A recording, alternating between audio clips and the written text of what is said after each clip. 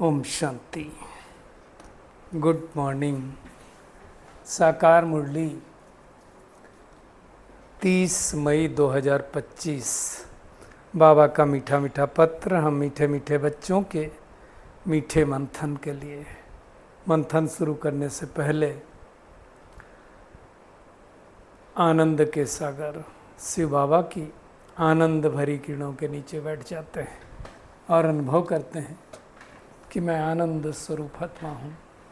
आज की साकार मुरली बाबा ने बहुत अच्छी बातें की। पहली बात बाबा ने कहा कि तुम अभी ईश्वरीय धाम में बैठे हो। ईश्वरीय धाम ही रास्ता है शांति धाम सुख धाम में जाने का, तो उसके बारे में देखेंगे। दूसरा बाबा आज कह रहा है कि तुम बच्चे बाप से भी ऊंचे हो, नीच नहीं हो। अब ये देखो, भगवान से ऊंचा तो कोई हो नहीं सकता है, लेकिन भगवान कैसे निरहंकारी बन करके मान्यता दे रहा है। क्या कहता है? मैं विश्व का मालिक नहीं बनता, तुम्हें विश्व का मालिक बनाता हूँ, तो ब्रह्मांड का भी मालिक बनाता हूँ, है ना। वैसे तो कहा जाए तो हम आज विश्व और ब्रह्मांड में डिफरेंस भी देखेंगे।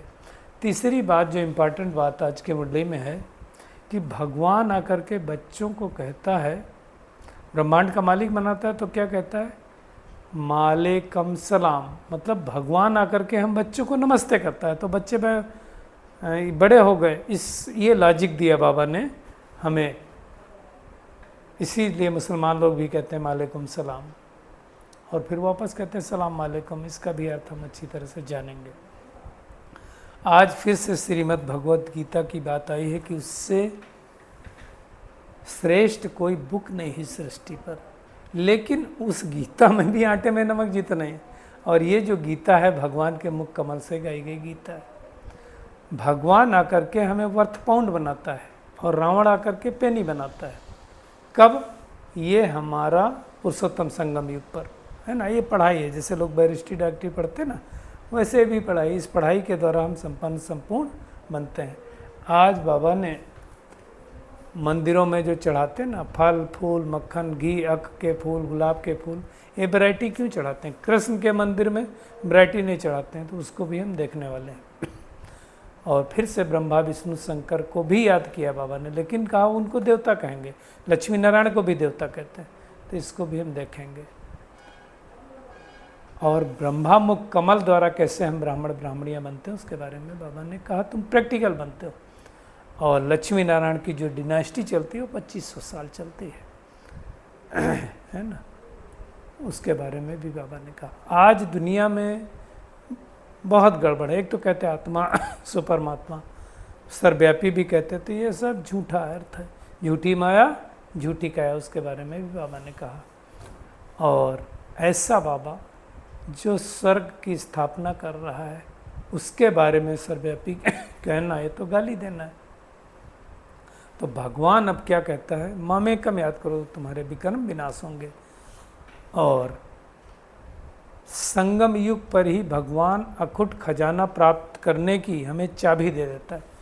जो जितना चाबी को लगाता है उतना कम आ पाता है, तो कैसे चाबी लगानी होती है उसको भी हम देखेंगे। और बाप से कनेक्शन ठीक रखो तो सर्वशक्तियों की करंट आती रहेगी। कल क्या कहा था? करेक्शन करने के बजाय दूसरों को भगवान से कनेक्शन रखो। तो ये सारी बातें बाबा समझा रहा है। हम शुरुआत करेंगे ईश्वरीय धाम। देखो धाम किसको कहा जाता है? वैसे निर्वाण धाम आता है, फिर वो मुक्ति धाम भी बोलते हैं, जीवन मुक्ति धाम बोलते हैं।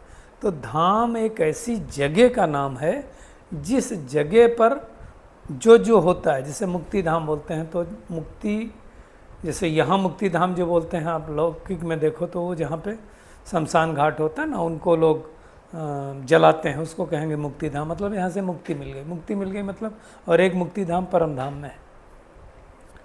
तो धाम वो एक जगह है जहाँ पर कोई रहता है। इसी तरह से मुक्ति धाम एक जगह है जहाँ आत्माएं रहती हैं, जिसको हम शांति धाम भी कहते हैं। वहाँ आत्मा बिल्कुल शांत स्वरूप अवस्था में रहती, कोई चुरफुन नहीं होता है। और फिर अगला है सुख धाम। सुख धाम किसको कहेंगे? जहाँ पर सुख ही सुख है। और एक है दुख धाम। दुख धाम मतलब जहाँ दुख हो। तो भगवान जो समझाता है कि देखो तुम सुख धाम में थे, पहले तो हम थे शांति धाम में, जिसको निर्वाण धाम भी कहते हैं। उस शांति धाम से हम आए सुख धाम में। सुख धाम में 2500 साल राज्य किया।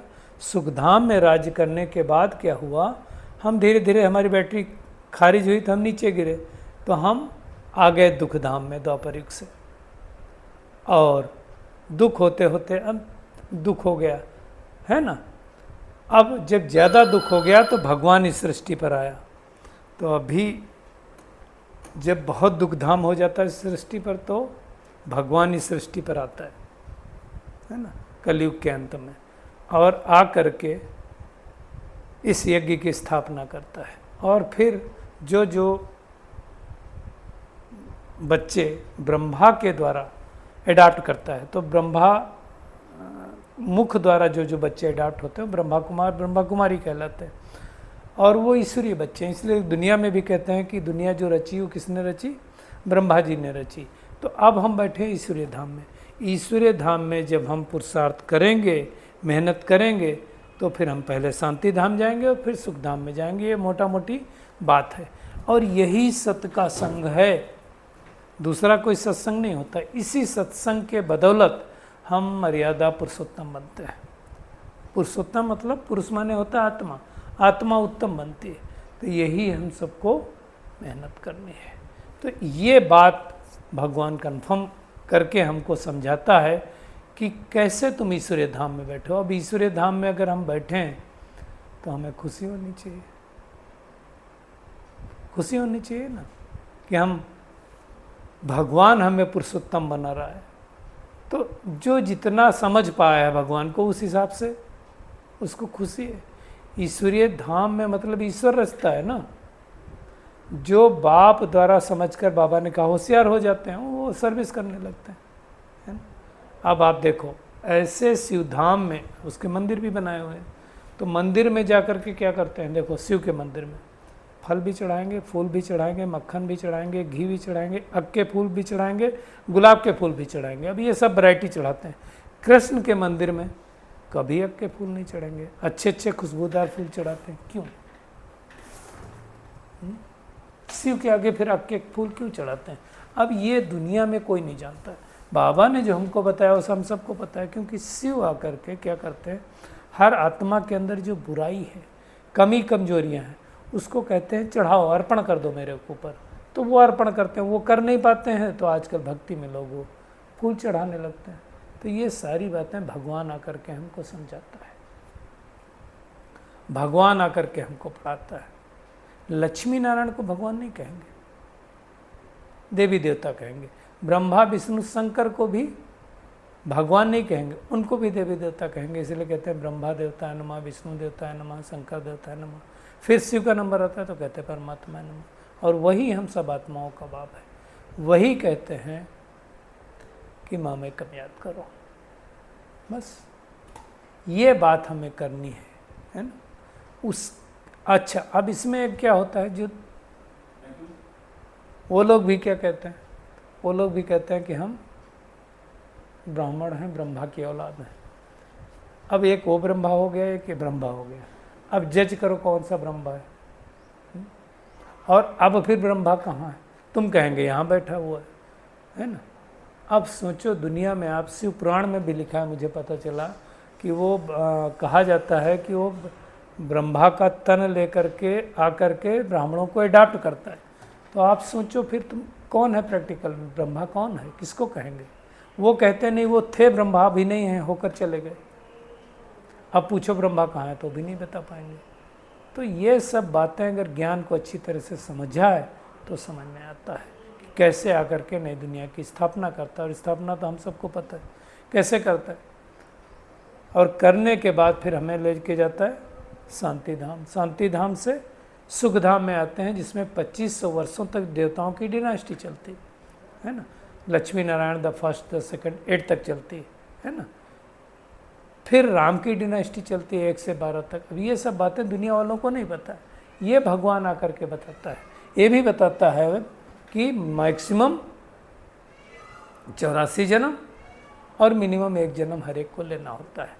कहाँ आता है वो भी बाबा ने कंफर्म किया है, वो भारतवर्ष में ही आता है। भारत ही अविनाशी खंड है, भारत खंड का कभी पूरा पूरा विनाश नहीं होता, बाकी जो खंड है उनका सबका विनाश हो जाएगा, कल भी बाबा ने कहा था।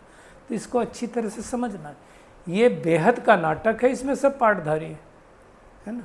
तो ये बातें अच्छी तरह से समझ लेना। कब आता है भगवान? तो भगवान जब इस सारी सृष्टि पर पूरा झूठ खंड हो जाता है, झूठी माया, झूठी काया, झूठा सब संसार। सतयुग में ऐसे नहीं कहेंगे, वो तो सचखंड है, झूठ खंड रावण स्थापित करता है। तो ये सब बातें आकर के भगवान समझाता है। आत्मा कैसे 84 जन्म लेती है, कैसे 84 जन्मों का पाठ आत्मा में नूंदा है, ये भी वो बताता है। दुनिया में कोई नहीं जानते, है ना। तो ये आकर के भगवान समझाता है। बाबा कहता है यही भारत गार्डन ऑफ फ्लावर था, अब नहीं है। फिर से आकर के भगवान ये हमें नई दुनिया की स्थापना कर रहा है ना। बाबा कहता है, आज जो बात आई है दूसरी बात, कि बच्चे मैं विश्व का मालिक नहीं बनता हूँ, तुम्हें विश्व का मालिक बनाता हूँ तो ब्रह्मांड का मालिक बनाता हूँ। तो सबसे पहले हम विश्व और ब्रह्मांड का अंतर समझें। अब देखिए, विश्व में कहेंगे ये जो पृथ्वी है ना, धरती, इस धरती पर जितने देश हैं और इस धरती पर जो संपदा है, मुख्य रूप से अगर देखा जाए तो इस पृथ्वी ग्रह पर और इस ग्रह पर मौजूद हर चीज़, उसको क्या कहेंगे? विश्व कहेंगे, ठीक है। अब ब्रह्मांड फिर किसको कहेंगे? तो ब्रह्मांड मतलब सभी पदार्थ, ऊर्जा, स्थान, जिसमें अब देखो आकाश गंगा, तारे, ग्रह, नक्षत्र, ये सब आ गए। तो ब्रह्मांड में ये सारी चीज़ें आ गई, है ना। तो ये ही डिफरेंस है, पृथ्वी ग्रह पर जो चीज़ें मौजूद हैं और ब्रह्मांड में पूरा।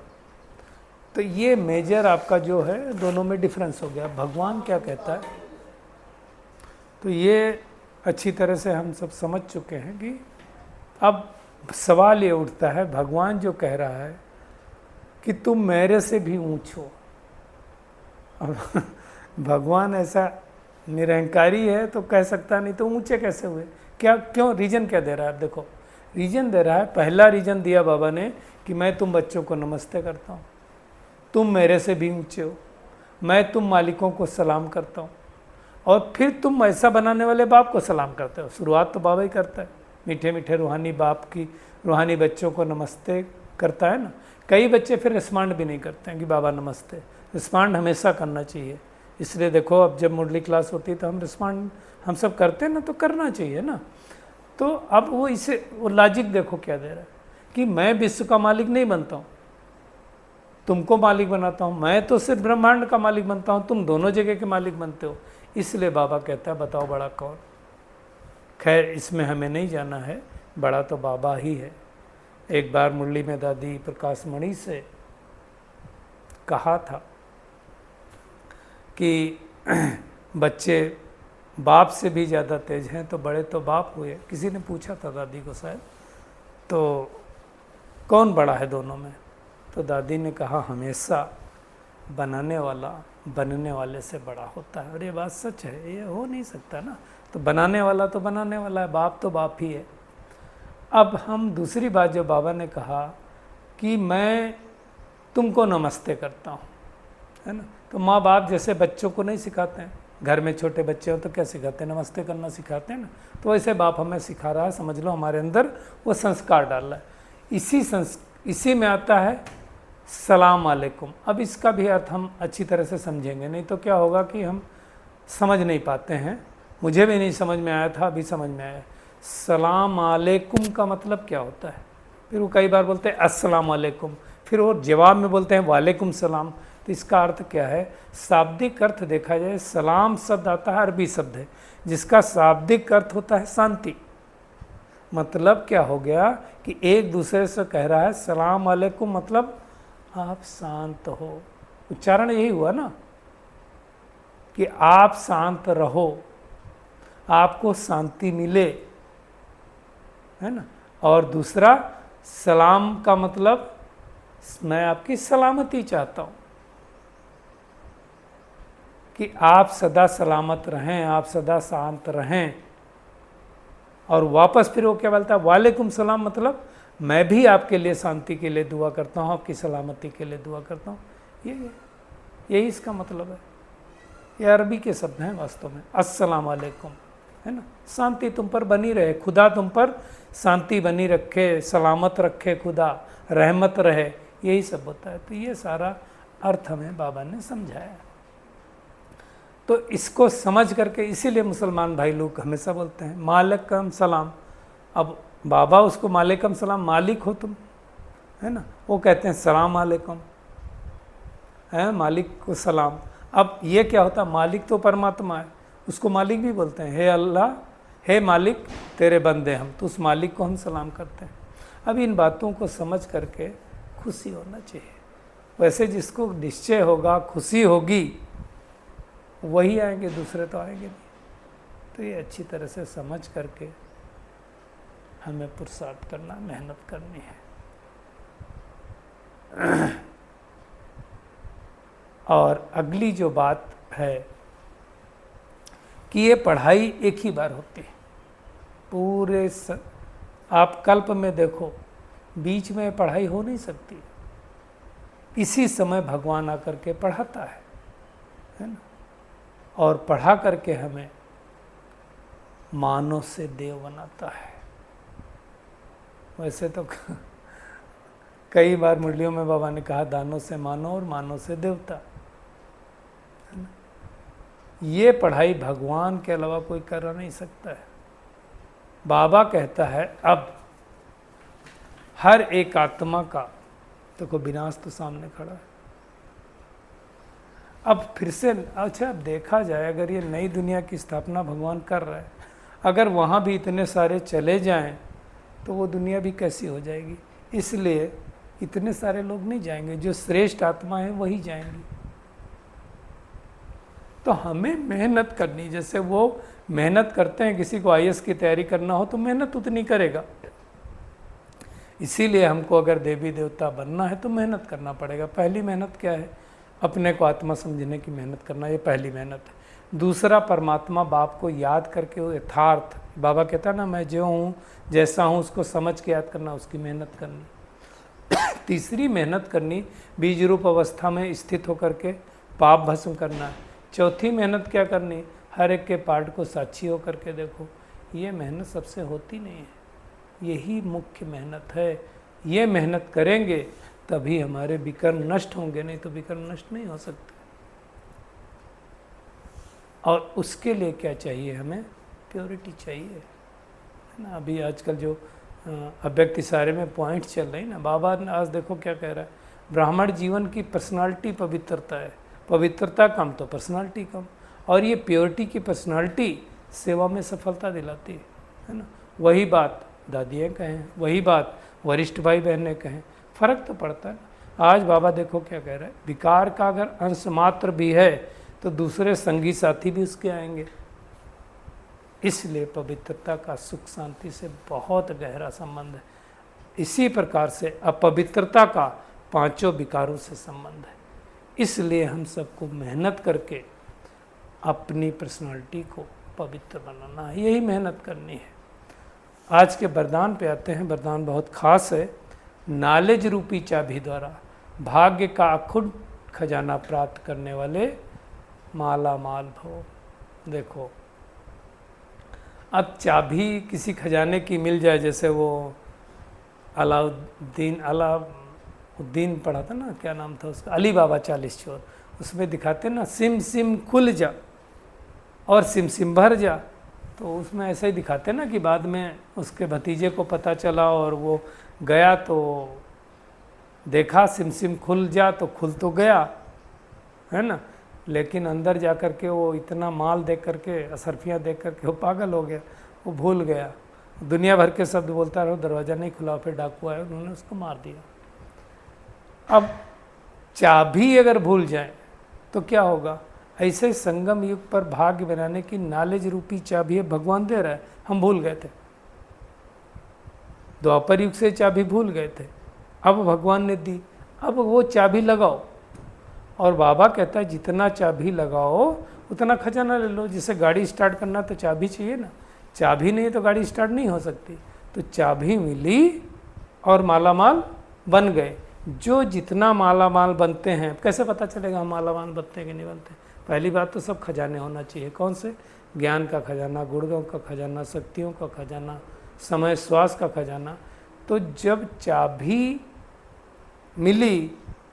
मिल गई, हम मालामाल हो गए, तो कैसे पता चलेगा? तो हमारे चेहरे चलन से पता चलेगा। उतनी खुशी होगी, जितने मालामाल उतनी खुशी। दुनिया के पास देखो, जिसके पास ज़्यादा पैसा होता है उतना खुश होता है, भरपूर दिखाई देगा वो, है ना। बाबा देखो क्या कह रहा है, ऐसे अनुभव होता है जैसे खुशी का झरना अखुट अविनाशी बहता ही रहता हो। अब क्या हमारे से खुशी का झरना बह रहा है? जैसे कहते हैं ना कि इनकी खुशी समाती नहीं है, ऐसी खुशी होनी चाहिए। ऐसी खुशनसीब आत्मा इस समय मिलना टफ है, लेकिन नहीं हो सकती ऐसा नहीं है। बहुत लोग रहते हैं, लेकिन ऐसी खुशी होनी चाहिए जैसे झरना बह रहा हो खुशी का, और वे सर्व खजानों से भरपूर मालामाल दिखाई देंगे। कोई अप्राप्त वस्तु नहीं, जो बाबा कहते हैं ना, ब्राह्मणों के जीवन में कोई अप्राप्त वस्तु नहीं, तो ऐसी अप्राप्ति नहीं होनी चाहिए। और आज फिर से बाबा कह रहा है, बाप से कनेक्शन ठीक रखो तो सर्वशक्तियों की करंट आएगी। कल कहा था करेक्शन के बजाय क्या करो, कनेक्शन ठीक से रखो। आज भी कह रहा है कनेक्शन ठीक से रखो।